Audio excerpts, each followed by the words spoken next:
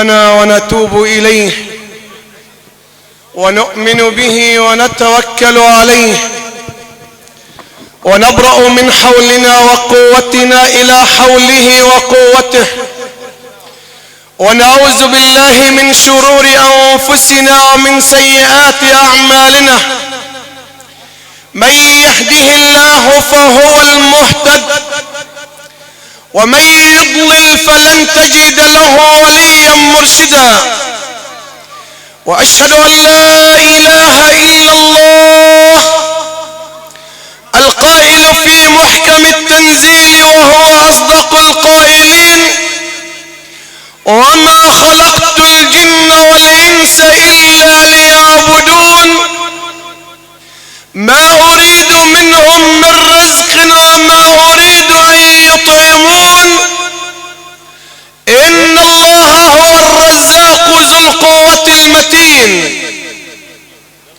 وأشهد أن سيدنا وحبيبنا وعظيمنا وقائدنا محمد صلى الله عليه وسلم طب القلوب ودواؤها وعافية الأبدان وشفاؤها صلاة وسلاما عليك يا سيدي يا رسول الله ما اتصلت عين بنظر وما سمعت أذن بخبر ثم أما بعد أيها الأحباب الكرام عن ابن عباس رضي الله عنه وأرضاه أنه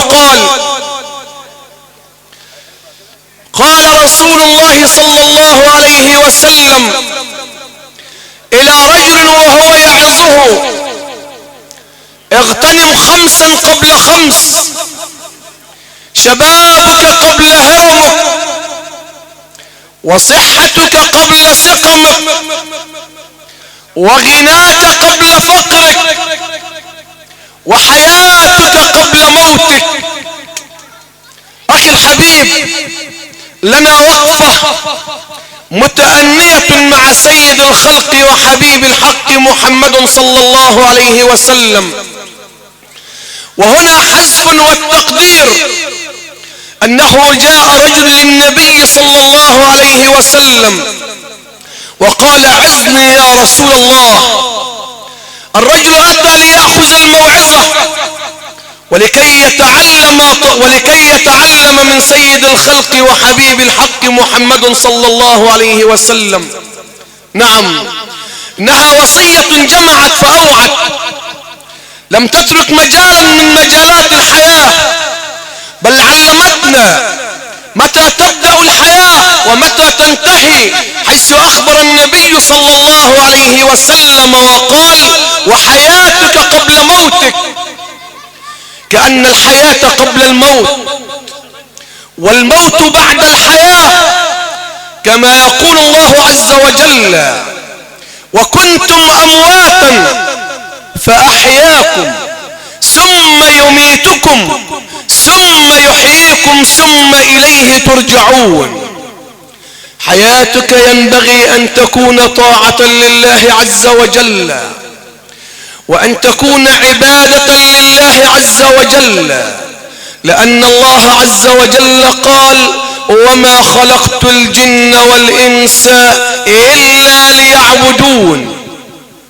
الحياة كلها لله والمحيا كله لله، لأن الله عز وجل يقول قل إن صلاتي ونسكي ومحياي ومماتي لله رب العالمين لا شريك له وبذلك أمرت وأنا من المسلمين وأنا أول المسلمين.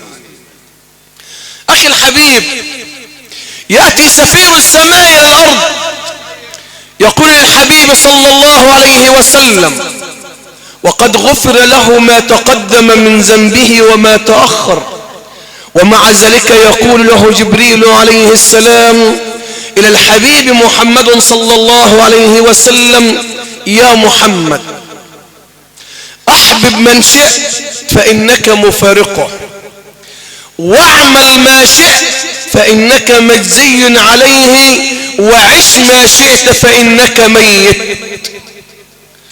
وليست نهاية المطاف هو الموت، ولكنك يا عبد الله تنتقل بالموت من دار إلى دار، من دار الفناء إلى دار البقاء، من دار العمل إلى دار الجزاء من الله عز وجل. ولقد أخبر ربنا عز وجل حيث قال: فمن زحزح عن النار وأدخل الجنة فقد فاز وما الحياة الدنيا إلا متاع الغرور. نعم، إنه تعبير رباني ما أجمله وما أروعه، حيث وصف الصانع صنعته، حيث قال الله عز وجل: وما الحياة الدنيا مهما طال عمرك ومهما أوتيت فيها من قوة ومن جاه ومن منصب ومن زينة. أخبر عنها ربنا عز وجل حيث قال: وما متاع الحياة الدنيا إلا غرور. أخي الحبيب، يسأل نبي الله نوح على الدنيا، وقد دعا إلى دين الله عز وجل وإلى كلمة لا إله إلا الله محمد رسول الله أكثر من 950 سنة، ولم تتنزل الرسالة على نبي من الأنبياء إلا بعد 40 من عمره. ولما سئل نبي الله نوح عليه السلام: أطول الناس عمرا يا نبي الله كيف وجدت الدنيا؟ فيقول: وجدت الدنيا كبيت له بابان، دخلت من أحدهما وخرجت من الآخر. ويقول النبي صلى الله عليه وسلم: مثلي ومثلكم ومثل الحياة الدنيا كراكب استظل تحت ظل شجرة ثم تركها وانصرف. كأن الحياة لا تدوم إلى أحد ولا تبقى إلى أحد، لأن الله عز وجل يقول: كل من عليها فان. أخي الحبيب، الواجب عليك أن تستخدم عمرك وأن تستخدم النعم التي أنعم الله عليها بك من سمع ومن بصر ومن فؤاد، كما قال الله عز وجل: إن السمع والبصر والفؤاد كل أولئك كان عنه مسؤولا. نعم أنعم عليك بها رب العزة وأنت مسؤول عليها أمام الله عز وجل. فهنيئا لمن اغتنم حياته في طاعته إلى ربه واتباعه إلى منهج سيده وحبيبه محمد صلى الله عليه وسلم. فيا عباد الله، الدنيا ساعة فاجعلها طاعة، والنفس طماعة عودها القناعة. أخي الحبيب، من منا يعمل كجيل فريد تربوا بين يدي الحبيب صلى الله عليه وسلم ونشأوا في مدرسة الحبيب صلى الله عليه وسلم، كان كل منهم يعمل للدار الآخرة، وكل منهم يتنافس في عمل الخير حسبة لله عز وجل وابتغاء مرضات الله عز وجل. من هنا استحق الوصف الرباني الذي أخبر عنهم ربنا عز وجل حيث قال: من المؤمنين رجال صدقوا ما عاهدوا الله عليه فمنهم من قضى نحبه ومنهم من ينتظر وما بدلوا تبديلا.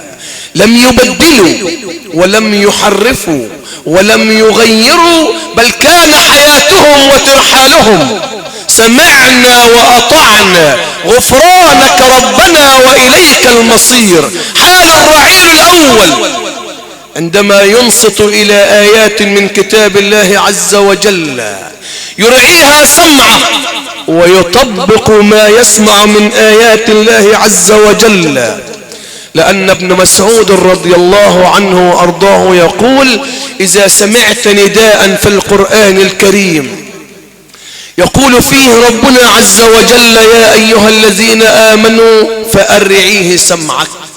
لما تسمع آية تنادي وتخاطب المؤمنين: يا أيها الذين آمنوا فأرعيها سمعك، إما تقع بين أمر قد أمر به ربنا عز وجل، وإما تقع بين نهي قد نهى عنه ربنا عز وجل.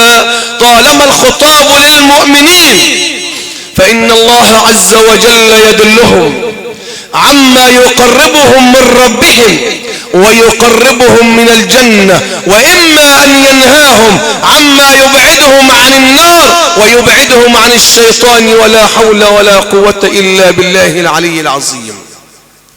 أيها الأحباب الكرام، شكر الله سعيكم جميعا، ونرفع قف الضراع سويا أن ندعو للراحل الكريم أن يتغمده ربنا عز وجل بواسع رحماته.